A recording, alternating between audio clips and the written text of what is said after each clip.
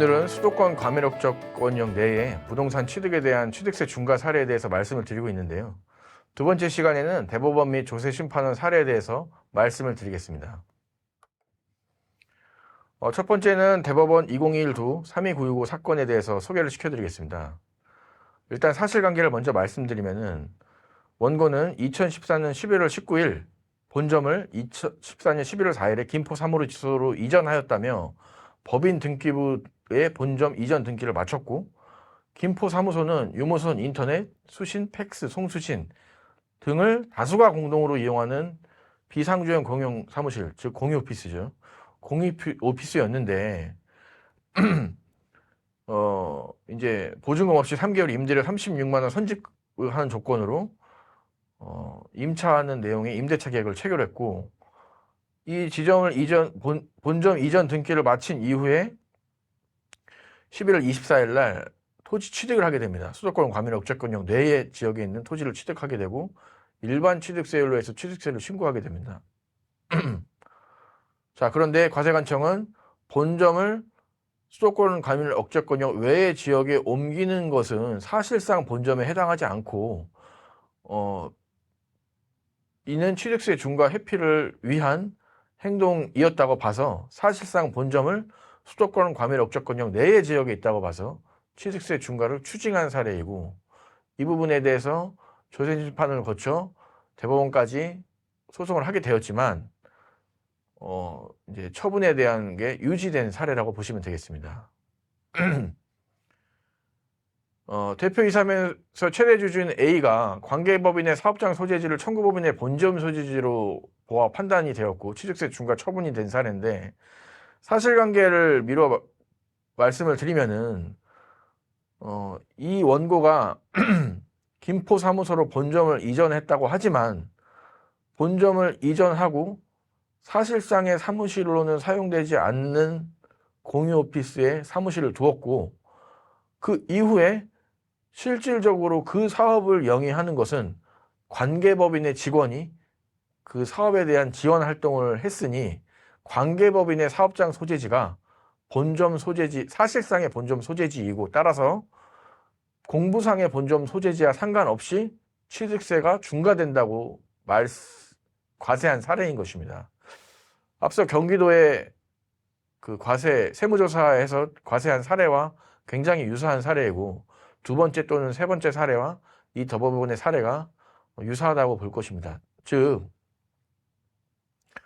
공부상의 소재지가 사업장이 아니라면 사실상의 본점에 대해서 특정하는 그 행위가 필요한데, 특정하는 행위를 과연 그러면 공부상의 본점 소재지를 부인한다면 어디를 본점으로 볼 것이냐에 대해서 여러 가지 비용을 쓴네요. 그리고 사업에 대한 활동에 대한 정황, 그 다음에 그 근로자에 대한 행위 등을 미루어 짐작했을 때 사실상의 본점은 관계법인의 본점이다, 관계법인의 사업장 소재지다라고 판단을 한 것이죠.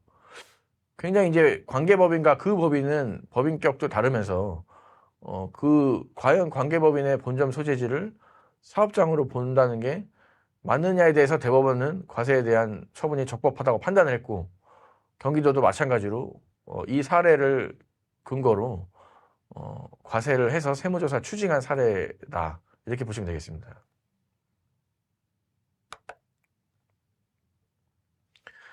자, 그 다음에 소개시켜줄 사례는 대법원 2006-2503에 대한 판례인데요. 사실관계를 먼저 말씀드리면은 원고의 직원 중 21명은 등기부상 본점 소재지인 용인에서 근무하고, 나머지 219명은 이 사건 건물에서 근무하고 있으니 용인에는 부서 중 총무부만 있고 대외활동과 관련한 부서 사무실은 모두 이 사건 건물에 있었다라고 판단을 한 것입니다. 이게 뭐냐면은, 이 부분은 이제 납세자가 조금은 억울할 수도 있을 것 같은데, 처음에는 용인에서 230명 정도 되는 직원들이 근무를 하고 있었는데, 수도권 과밀억정권역 내에 219명의 직원이 옮겨가면서 근무를 하게 되었고, 법원에서 봤을 때는 과연 사실상의 본점이 21명이 근무하고 있는 용인이냐, 아니면은 219명이 근무하고 있는 서울이냐에 대한 판단에 있어서 주요 의사결정을 하는 등 중추적인 역할을 하는 지역이 219명이 근무하고 있는 지역일 확률이 높지 21명이 근무하고 있는 지역일 확률이 별로 없다라는 것이죠. 예, 그래서 등기부상 본점 소재지에는 직원의 일부만이 근무하고 대부분의 직원이 대도시 내에 상주하고 있어 대도시 내로 본점을 전입한 것으로 보아 등록세를 중과 처분한 사례입니다. 인원에 대한 판단에 있어서 본점이 반드시 더 많아야 되느냐, 지점이 반드시 더 적어야 되는 판단은 아니겠지만 이 사건에 대한 판단을 하는 데 앞서 여러 가지 정황이 있었겠죠. 대도시 내에 법인의 설립 그리고 지점을 설치하는 데 있어서 그 입법 취지는 분명히 부동산 등기와 그 설립, 설치, 전입 이후에 부동산 등기에 대하여 등록세를 중과하는 지방세법의 입법 취지가 대도시의 인구 팽창의 억제, 환경의 순화 보존 및 지역 간의 균형적 발전 등을 도모하기 위한 것이기 때문에 219명이 전입해왔고 이것은 본점이 전입된 것으로 미루어 짐작해도 이 입법 취지에 반하지 않는다라고 판단을 한 것입니다. 네, 이 법인은 억울할 수도 있겠지만 입법 취지에 맞게 과세를 했다. 이렇게 이제 보시면 되겠습니다. 그러나 대법원에서 이제 우리 너무 납세자가 패소한 사례에 대해서만 설명을 드린 것 같아서 과세가 취소된 사례에 대해서도 설명을 드리고자 합니다. 대법원 2015도 5546에 대한 판결인데 사실관계에 대해서 먼저 말씀을 드리면은 원고는 2006년 1월 16일 날 사업을 영위할 목적으로 본점 소재지를 수도권 과밀옥자권역 외의 지역에서 설립된 주식회사인데 원고는 수도권 과밀옥자권역 내에 위치한 토지를 매수하는 매매계약을 체결했고 소유권 이전 등기를 했습니다. 그런데 처분청은 원고의 본점이 수도권 과밀옥자권역 내에 위치한 사업장으로 전입한 것으로 보아 과세를 처분하는 것입니다.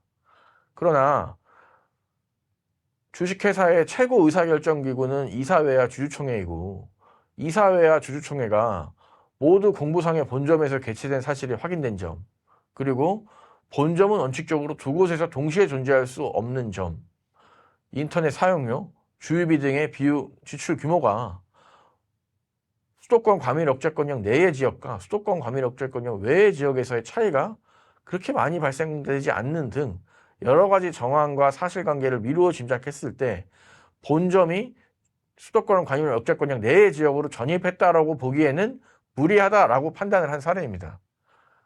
앞서 본 사례와의 차이점은 이제 주주총회나 이사회에 대한 개최, 그리고 비용에 대한 사용 내역, 그리고 비용에 대한 지출 금융, 관리비, 정산 내역 등등을 봤을 때 정말로 사업장이 가장 사업장이고 그 실사업장에 대해서 판단하는 데 있어서 현격한 차이가 있느냐 없느냐에 대한 것이 중요한 판단 기준이었고 그 판단 기준에 따라서 사실상의 본점에 대한 개념을 도입한 것이다. 이렇게 보시면 되겠습니다. 물론 주주총회와 이사회를 이 회사에서 실제로 수도권 과밀억제권역 외의 지역에 있는 본점에서 했는지에 대해서는 알 수 없으나 서류상으로 이제 기재를 한 것 같습니다. 예. 그래서 그 부분에 대해서는 무엇이 더 맞느냐 틀리냐는 판단에 있어서 다소 앞에서 소개시켜드린 대법원 사례와 반드시 이렇게 일관되거나 그렇진 않다. 이렇게 보시면 되겠습니다. 결국은 사실 판단 사항에 대해서 달라지는 건데 서두에 제가 말씀드린 바와 같이 어떠한 사람이 판단하느냐, 그리고 납세자가 어떻게 적극적으로 해명하느냐, 그리고 그 판단에 대한 기조에 있어서 재판부는 그 과세 기조에 대해서 유지를 하는 처분을 하느냐 아니냐에 대한 판단이 결국 과세에 대한 종착지에 있어서 달라지는 것이고요. 그 부분에 대해서는 아무도 예측하지는 않다는 것이죠. 예. 그 다음에 대법원 사례를 소개시켜 드렸으니 조세 심판원에 대한 심판례에 대해서 소개시켜 드리도록 하겠습니다. 일단은 과세 처분에 대해서 정당하다고 판단한 사례인데 사실관계에 대해서 먼저 말씀을 드리면 청구법인은 2020년 1월 2일 날 서울시 내에 있는 토지 그리고 건물을 취득한 후 일반 취득세율로 신고를 했습니다. 그러나 처분청은 청구법인이 부동산을 취득한 날로부터 5년 이내인 2022년 5월 12일 날 이 사건 부동산에 지점을 설치했기 때문에 취득세 중과 대상이다 라고 봐서 취득세를 중과해서 처분한 사례입니다. 아까도 서두에도 말씀드렸지만 지점을 설치한 시점 또는 본점을 전입한 시점을 기준으로 5년 이내, 5년 전, 그리고 5년 이후를 판단하는데 5년 전에 취득하는 부동산은 사업용 부동산에 한해서 취득세 중과를 하는 것이고요. 5년 이후에 취득하는 부동산은 사업용, 비사업용 부동산 여부를 판단하지 않고 모두 중과세를 하는 것입니다. 이 사건은 2020년 1월 2일 날 부동산을 취득했고 이때 지점 설치를 했는데 2020년 1월 2일 날 취득한 부동산이 사업용 부동산에 해당하기 때문에 원칙적으로는 지점을 설치한 날 이후에 60일 이내에 취득세에 대한 중과세 신고를 해야 함에도 불구하고 안 한 것이죠. 그래서 취득세가 중과 처분된 사례다. 이렇게 보시면 되겠습니다. 만약 2020년 1월 2일 날 취득한 부동산이 비사업용 부동산, 그러니까 사업용으로 사용하는 부동산이 아니었다면 또는 지점 설치가 아니었다면 이것은 이제 다른 판단이 되었지만 이 사건에 대해서 주장에 있어서는 지점 설치냐 아니냐에 대한 여부에 대해서 판단을 했고요. 음식점을 운영하는 것은 지점 설치에 해당하고 따라서 지점 용도로 직접 사용했다고 할 수 있으므로 취득세 중과 처분을 한 것입니다. 우리 실무적으로 많이 발생되는 사례인데 음식점을 직영하는 수도권 과밀억제권역 내에 위치한 이제 회사들은 음식점이 생길 때마다 지점을 설치하는 것입니다. 그러면 지점을 설치한 시점으로부터 5년 이후 또는 직전으로부터 5년 이내에 취득하는 부동산은 모두 사업용으로 사용하는 부동산이기 때문에 그렇게 판단이 된다면은 다 중과세가 되는 것이죠. 그래서 일반적으로는 뭐 다른 사업을 영위하는 업종은 지점을 빈번하게 설치할 일이 많이 없지만 음식점을 운영하는 법인 같은 경우에는 굉장히 주의해서 지점에 대한 설치 판단 여부를 이제 파악해야 되고 이 부분에 대해서 이 조세심판원 사례로 봐서 앞으로에 대한 사업의 방향 그리고 지배구조 개편, 사업에 대한 다각화, 분리 이런 부분에 대해서 판단을 해야 되는 부분이기에 제가 이제 이 사례를 소개시켜 드린 것입니다. 예, 그래서 어쨌든 결론은 부동산을 취득하고 5년 이내 음식점을 운영하기 위해 지점을 설치하는 것은 청구법인의 지점용 부동산으로 보아 이권 취득세 등을 부과한 처분이 정당하다고 판단한 사례입니다.